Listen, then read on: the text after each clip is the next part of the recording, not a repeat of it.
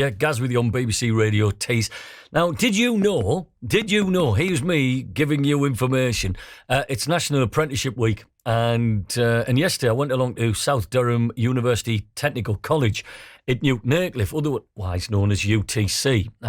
We've talked about it on the show before, and it might be something you're familiar with, but if you're not, what UTC is, it's a type of apprenticeship where they work and study to degree level. And it's sort of a bit of a hybrid between traditional education and an old school apprenticeship. Now, I got to meet some of the former students who have gone on to amazing things. They are just genuinely fantastic stuff.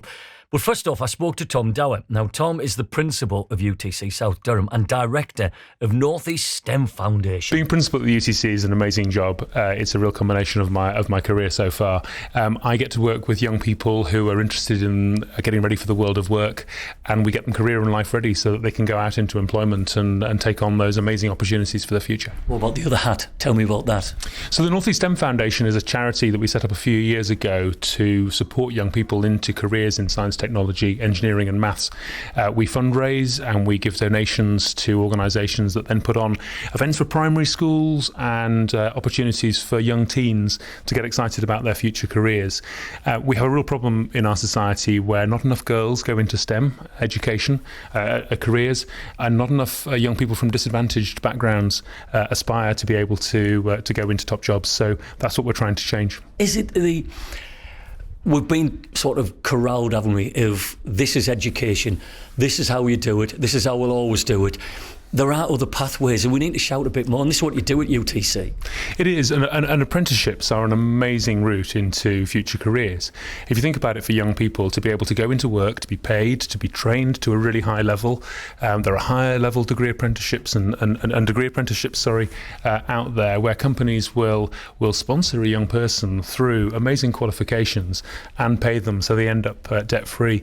And in education, we don't do a good enough job, I think, of signposting those opportunities for young people. So schools are usually too focused on A-levels and going off to university for their brightest students, and aren't good at signalling those amazing opportunities through apprenticeships. Because when you say it like that, it's a win-win-win, isn't it? Because you're learning on the job. And I was just talking to the ex-students here and just saying, a lot of time at university, the lectures that are lecturing to you, they've been so far out of their topic that what they're lecturing is possibly out of date. When you're being updated with the updates when you're in a business, is that a correct way of thinking about that? It is, and I mean, universities are really important because they really push our academic thinking and our knowledge. And so for a lot of young people, university is the right route, but not for everybody. Yeah.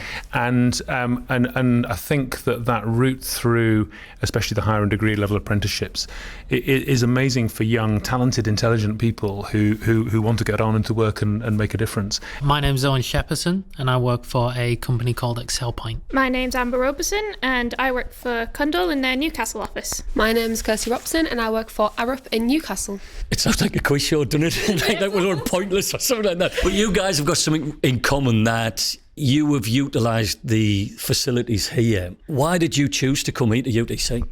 I'm going to be honest, UTC wasn't my first, second or third choice. It wasn't really advertised as much as it is now, which I know is going to be, they're all laughing, but it genuinely is. But when I came here, it was something that I was like, oh my God, yeah, I want to do this. They once you get into the building, you could see that it was something that they offered a lot, and I think that was what definitely brought me back, and that was like my kind of final decision. Yes, I want to go to UTC. Yeah. It was just actually physically seeing the place, did it? Yeah, so they do opening evenings, and at the time they did one for a PEO course, which is like performing engineering operations, and I did I can't even remember what it was now, it's so long ago, it's 3 years ago now, but I did an activity here with them for that, and then I kept coming back. I did another opening evening where they explained stuff, and then they were like, yeah, if you want to come, we're going to get you kind of all signed up and stuff, and yeah, so I ended up coming. Were you nervous? 100%. I didn't know what to do. It was during COVID time, so everything was kind of skew-whiff to start with, and then it was like, oh my God, I don't know what to do. I was like, oh, do I want to go here? Do I want to do that? I wanted to do English and law, which is completely different to engineering, and exactly, you can see the jump. It was quite a wild one, but yeah. It's not a traditional educational jump, is it? You've sort of got a bit left field by doing it. Yeah. But have you enjoyed that? 100%, yeah. Everything that UTC's offered and everything that I've experienced here has been well worth it. Right, come on then. So why here? Why did you come here? brutally honest, when we first looked at UTC, we were looking for it for my older brother, and yep. Sorry, Matthew. And when we were looking around, at the time, a program had been airing on the EBC about different engineers that had come together to help different people, and I remembered. It always sticks in my mind that one of the episodes was about a lady with Parkinson's, and they created a watch for her which vibrated to counteract her Parkinson's, which let her draw again. And I always wanted to help people, and I went, right, Matty doesn't want to go here. I do, because you can join in year 10. So I came here originally with the goal of making prosthetics. And then I was exposed to so much more different aspects of engineering here that it just ended up going from I want to build prosthetics to I want to help anyone in any way I can, and it led to civil engineering. So come on then, your journey, why here? So in my previous school, I felt like I'd kind of hit a wall. Like I wasn't making the progress that I wanted to make with things. Could you feel that? I felt like I was kind of stuck. And then I got a letter through the post, basically just saying, like, do you want to give it a shot? So we came to an open evening. I saw what it was like, and I thought to myself, basically, just give it a go. Try something different and just go for it. So I came in year 10. I wouldn't have done as well as I did if I didn't, like, take that jump and come here. So I decided to stay on at sixth form as well. That's amazing. You know, 'cause very similar stories, but all individual. Not everybody learns in the same way. Did you find that? Yeah, so like I said, I did the PEO course, which down here means doing things like welding, sheet metal, tool make, and things like that. And I didn't like being in a classroom. That's one of the things that attracted me to here was the classroom. That like classroom learning was an option. You had a choice to come down to learn those skills outside of it. Yeah, it just wasn't traditional. You know, they kind of, you learn how you want, not like how you want to, but you do have the choice to make. You have the choice to make between practical and a classroom, which is, it's really nice to see that, and it's not often you get to do that, especially at other places. Did you feel empowered by it? Yeah. Again, I'll go back to the traditional. It's school, sixth form, university. You have got all your knowledge and you've gone into the workplace. Do you feel more comfortable doing that way? And, you know, do you look at, you know, the university route and think, well, that might have been good, but it's not exactly for me? Yeah, so I really looked into university, but like my whole life I've basically been thinking, do I really want to go? Because it's just not, I didn't want to sit in a classroom for any longer, really. I was kind of... I'm ready to go. When I reached sixth form, I was a little bit fed up. I was very much ready to sort of make myself useful, sort of do something with myself rather than just sitting there and listening and taking notes and stuff like that, which I still kind of do now, but it's more, I guess it's more useful now. I think sometimes people fall into the trap of pinning uni and apprenticeships against each other, and I think it's not one against the other, it's your personal path. It should be personal to you. So if you look into it, and you know there is apprenticeships for basically everything right now, like whether it's like, you know, like nursing and stuff like that, you just need to look into it. You need to advocate for yourself, and you need to go, okay, I want to do an apprenticeship, can I do this, what path do I go into? Maybe, but you know, you do something fancy like medicine or some type of, you know, doctorate, you have to go into uni and that's your only path. But if you can have that choice, it just means just you make it like personal to you. It's not something that you have to follow like other people have. You have that option to kind of do what you want now.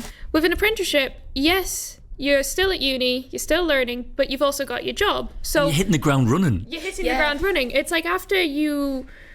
In my mind, it was do an apprenticeship, and by the end of the apprenticeship, you already have a job. You've got your degree, you have a job, and the workplace knows you, and you know if you like your job and stuff like that. But with just going straight to uni, there's no guarantee you'll get the job at the end.